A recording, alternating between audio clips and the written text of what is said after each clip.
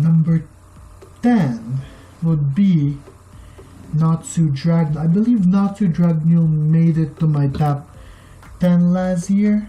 Yeah. And I think his number would be number 5. He's number 5 in last year's top 10 shonen main characters. So, and here it's gonna be reduced into in the number 10th spot, which is not bad because I still like Natsu Dragon, but there's like there's like 9 other characters I like more than Natsu Dragon. Actually, not quite, because the ninth protagonist is Ichigo Kurosaki, and I actually like Natsu Dragon more than Ichigo Kurosaki. So probably 8 other main characters or main protagonists that I like more than Natsu Dragon. So let's proceed on to number 9. Number 9 would be Ichigo Kurosaki. I think Ichigo Kurosaki from last year. This number 9 spot belongs to Inuyasha last year.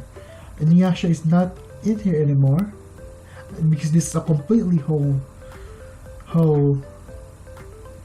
list. So I didn't include Inuyasha, but still my number 1 spot is the same. So now it's Ichigo. I don't really because for me 9 and 10 is like my least probably gonna be my least favorite, because for me Ichigo and Natsu is just that stereotypical main protagonist. Nothing new. As much as I love Bleach and Fairy Tail, Natsu and Ichigo is probably the most underwhelming part of Fairy Tail and Bleach, because they're just that stereotypical shonen main protagonist. So for now, I still love Fairy Tail and Bleach, but not gonna lie, I love the 8 others on top of them more, because their characteristic is a lot more unique and a lot more probably plays a lot more on the cliches of cliches of shonen. Basically, it's basically a good, there's a bad way to use a cliche and a good way to use a cliche, like overuse cliche. And Natsu Dragon and Ichigo, as much as I hate to admit it, they fall within the bad use of cliches most of the time. The power to protect kind of cliche, or the power of friendship kind of cliche. So I still love them, but I'm not really a huge fan of them, basically, because of the whole power of how they utilize power of friendship. It's alright for me to have cliche main protagonists. I just don't like the cliche to be like oversaturated much, where it's just so it's bad. I want it to be well written and well put as a cliche. They utilize the cliche much better. Like for example, in One Piece or in Black Clover. Speaking of, Asta is not here. The power of friendship is way utilized more there, like a lot better than in Fairy Tail and Bleach. So yeah, that's why I'm gonna put Ichigo and Natsu the lower tier, because they're not really that well written in my opinion. So number 9 would be Ichigo Kurosaki from Bleach. My 8th spot would be Kenichi Shirahama. Now, I just watched History's Mightiest Disciple this year, so I'm not really caught up to the manga yet, but for me, the reason why I love Kenichi more than Natsu and Ichigo is because Kenichi actually has a decent goal that he wants to achieve. Like, he doesn't want to be the king of the pirates. He doesn't want to be the Hokage. He doesn't want to be.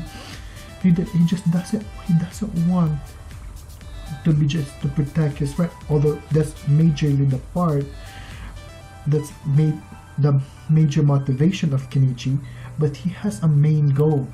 His main goal is to catch up or to better himself for the girl he likes. In which, for me, not gonna lie, Miyu Furinji is 100% a worth it motivation, if you ask me. So, for me, I like them better than Natsu and Ichigo because he has a realistic goal. And he doesn't just want to protect everyone. So, number 8, punching through number 8 would be Kenichi Shirahama from history's strongest disciple. Okay, number 7 would be let's step out on the realm of manga. Although this series do have a manga adaptation, but it was originally a light novel series. But let's step out of the realm of mangas for a second. This year I actually I've watched multiple times right now. The time I got reincarnated as a slime, and I absolutely love Remember Tempest. I looked this up in my anime list, and it is said that it's a shonen. It's part of the shonen genre, so I think it counts, right? The shonen protagonist, but I really do love because it's a whole new way of interpreting the shonen genre as a isekai series. I love isekai too, so for me it's definitely a unique way for a shonen main protagonist to be classified as the weakest monster and turns out to be like OP as shit. So I love Remember Tempest. Remember is absolutely adorable too, in both his human and slime form. So yeah, I've watched Slime Isekai multiple times. I rewatched it because I just fell in love with the anime series. So, and I'm also reading the manga too. I'm not sure. I'm not really a big light novel reader, but I'm just gonna wait for next season for Slime Isekai next year. So, yeah. Without further ado, let's go to number 6. And number 6, Son Goku. I mean, it's pretty much a given. If you're gonna have a top 10 shonen protagonist list, it's pretty much given to put Son Goku in here because Son Goku is the progenitor or the one who starts the whole shonen, or the one who laid out the entire shonen trope. So gotta put Son Goku in the shonen protagonist list. But for me, I actually kind of don't like Son Goku. Yeah, sure, Son Goku is the one who started the whole shonen tropes, but not gonna lie, I don't really like him that much because of how simplistic it is. I like Naruto and Luffy more because they're more refined. So number 6, Son Goku is just gonna settle for the 6th spot in my top 10 shonen protagonist list. If you guys are interested to any of the full video of each of the archive videos in here, the full top 10 list, all of the videos I featured in here, there's gonna be a playlist down there in the description below where you can see all of its full top 10 list. Therefore, this will only be an archive video so that I can clear out all of the storages. So without further ado, please leave a like and subscribe if you enjoyed this archive, and if you are interested, again, check it out in the description below. There's gonna be a playlist, and there's also the end card at the very end of the video. Without further ado, let's continue on with the video, shall we?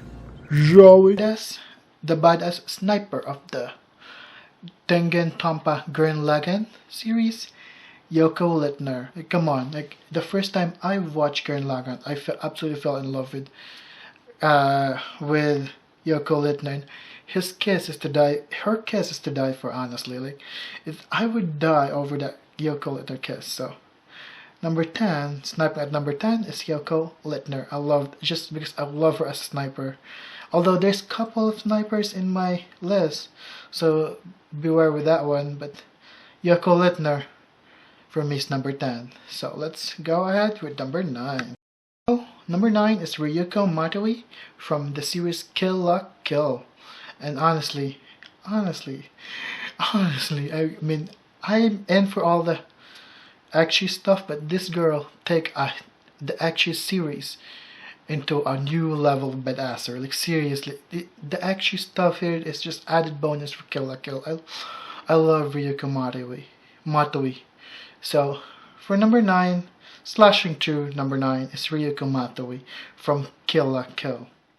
Number 8 is Android 18 from the series Dragon Ball Z and Dragon Ball Z Kai, Dragon Ball Super, and Dragon Ball GT. Honestly, this girl right here can kick Vegeta's ass, freaking Frieza's ass. I think she can definitely kick Final Form Frieza, although not arguable for what's the Golden Frieza. But I guess this girl right here is one of the most badass part of the Z Fighters, and I love Android 18, and I love the fact that she ended up with Krillin, and you know, OG waifu for me, OG waifu, since the Dragon Ball is an original series, and like the progenitor for all shonen tropes, shonen genre, and that's Dragon Ball. So number 8 is Android 18. Number 7 is the Poison Wielder Akame from Akame ga Kill. I mean, I shit through a lot of Akame ga Kill. I do not like how Akame ga Kill ended and how its premise is, because a lot of people died. And you know what I did? One thing I did enjoy for Akame ga Kill is the characters. I love all the characters. It was so sad seeing all of them die, and amongst all of them, Akame is the one who survived, which is just awesome, because I love Akame. She's, I think, my waifu for that series. So let's proceed on to number 6. Yeah, Toka Kirishima from Tokyo Ghoul. I mean, I only watched a little bit of Tokyo Ghoul and just the season 1, but from what I've seen for the season 1, Toka is a badass. Like, I love Toka.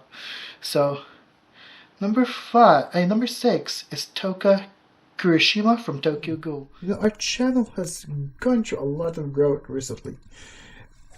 So let me check one of my most popular videos on my YouTube channel right now, and check the comment section.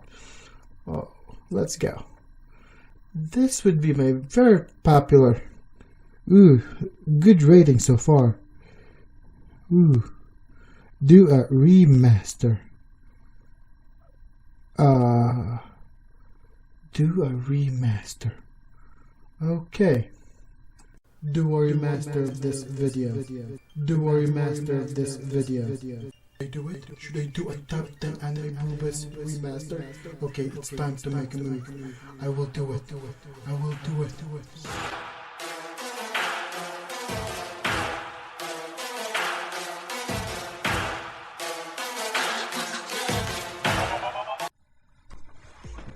Hello and everyone.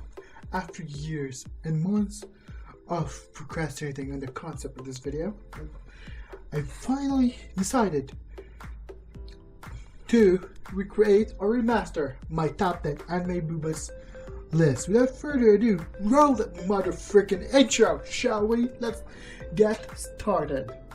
Welcome to the cultured YouTube channel, The Infinite King, where I do contents about anime, manga, Pokemon gaming, and other random stuff. Please leave a like and subscribe for more Pokemon and anime related content. Let's roll with number 10. Number 10, as you may know that I love Isekai series, more specifically Tensura, and what better to things off with Rimuru's number 1 secretary, Shion, the ogre, no, not the ogre person, the ogre secretary of Rimuru Tempest.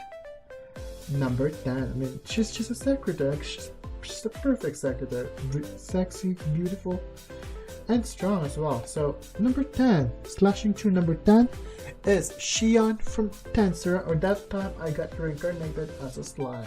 Number 9, from another cultured anime series, a comedy slice of life series, Hataru Shidore from the Gashikashi. I love the series. Like this is just hilarious and very charming for me. Like I do love this. I really do love it. And Hataru is definitely well deserved to be in my list of top 10 anime duelists on this list. So without further ado, number 9, Hataru Shidore from the Gashikashi. Let's proceed then to number 8. Yo, number 8. Yeah. Speaking of culture, this is from Rosario X Vampire. I mean, many people argue, when it comes to harem anime, many people argue who the best girl of the series is. Rosario X Vampire is no exception. Like, some people might argue it's inner or outer mocha, but for me, I feel like the most chemistry with the main character is definitely Kuruma Kurono. Yeah, number 8 is Kuruma Kurono from Rosario Vampire. I mean, she's a succubus who's already in love with the main character, sexy as heck, with more sex appeal. Like, she's literally the Akino of Rosario Vampire.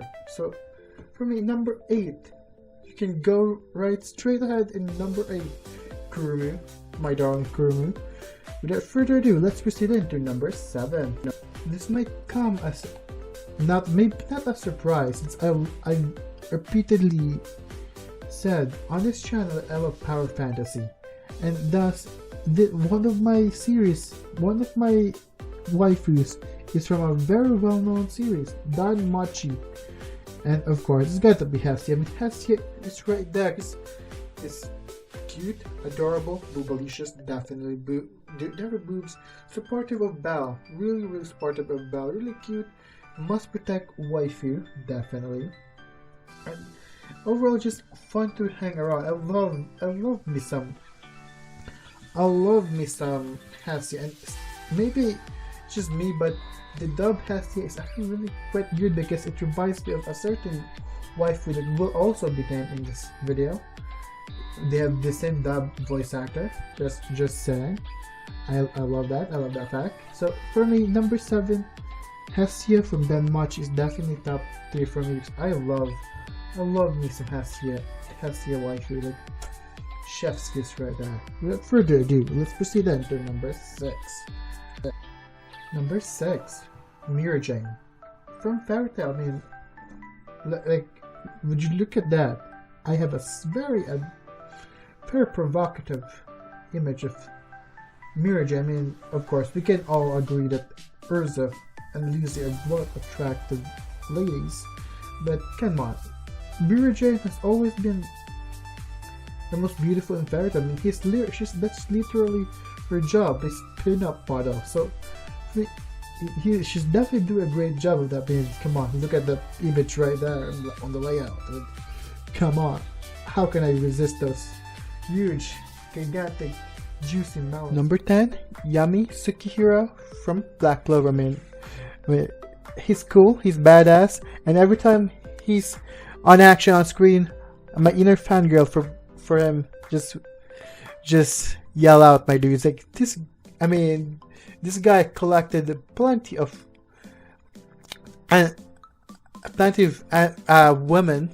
women's affection throughout him, Vanessa and Charlotte included. I mean, aside from the main character who's been getting a lot of women's attention, he's also one of those guys. I mean, truly the master of Asta right there. Seriously, who wouldn't fall for him? With his Yami Tsukihiro made the most chillest badass of Black Clover, most chillest badass captain of Black Clover. Just don't disturb him during the bathroom breaks, because we don't want him killing us in the process. Without further ado, let's go into number 9. Number 9. Soma Yukira from Food Wars. I mean, he can cook, for one thing, which is always a bonus, and he cares too much for his friends. He has the adorable smile as well. Aside from that, I love him. Like, gathering up a harem. I love those kind of characters. I love this kind of characters. And adorable smile. What more? He cares for his friends. He really does. He really does. And then when he gets serious, man, his epic eyes when he gets serious. Just out of all the main characters, I love him, man, because of that. He gets serious. He's goofy as well. He's dense though. He's really dense. But he ain't no simp. I mean, we're all simping for Irina here, but him, he's chill. He really doesn't simp for Irina, even though it is clear that he has feelings for him. But regardless, it is enough for me to land Soma Yukira at my number 9. Without further ado, let's proceed into number 8. Number 8, another person who can cook, strangely enough, and with an adorable smile, rich character backstory, and the eldest son of Satan from Blue Exorcist, Rin Okumura from Blue Exorcist, of course. I mean, what can I say? I mean, he's goofy, he can cook, he can be serious, a real badass when he's serious, my dude. So, number 8 for me is Blue Exorcist, Rin Okumura from Blue Exorcist. Without further ado, here we go with our number 7. Number 7, I mean, you already know that I love One Piece, and I love my favorite main protagonist, shonen main protagonist of all time is this guy right here, Monkey D. Luffy. I mean, come on. I mean, how awesome is he? Like, this form alone can land him at any spot of this list, my dude. Like, he's cute, adorable. He's a little badass. I mean, come on. And he is the true embodiment of true gender equality, which is always nice. Like, that's cherry on top. Without further ado, number 7 is Monkey D. Luffy. I think he's my number 1 shonen protagonist of all time, because I do love my Monkey D. Luffy. Without further ado, let's proceed then to number 6. Number 6, I mean, aside from Luffy, my dudes, I have another favorite shonen protagonist of all time, and that guy is not Yashahime. That's his daughter's sequel anime. It's Inuyasha from Inuyasha. I mean, he's goofy. He has some goofy moments with the Sith running joke in his series with Kagome, arguably the best girl of that series, and he's tandem with all of his cast still, my dudes. I love this Inuyasha. It's cute. He's a little bit badass. So he cares a lot for Kagome. No wonder Kagome stayed behind the past just for him, right? So without further ado, and not to mention, am I the only one who thinks that her daughter's probably the best girl in Yashahime? Like, I mean, no surprise, because she's Inuyasha's daughter and Kagome's daughter too. So I guess I'm a little bit of a Kagome simp, but every time she shines in Yashahime, I always love Moroha, my dudes. Moroha, I feel like Moroha is the perfect character for me in Yashahime. I love Moroha so much, my dudes. Without further ado, number 6 would be Inuyasha, and let's proceed into my top 5. Hello and welcome. Hello, the Infinite Nation. Of course, that's gonna be called my subscribers here in my channel, the Infinite Nation, because I love Infinite. I really do love Infinite. So maybe I'm gonna call it that. And for this video, it's gonna be top 10 anime lollies. Don't worry, you guys. Majority of this is legal. Yeah, legal. Definitely legal. We're steering clear of the jailbaits. They're all legal.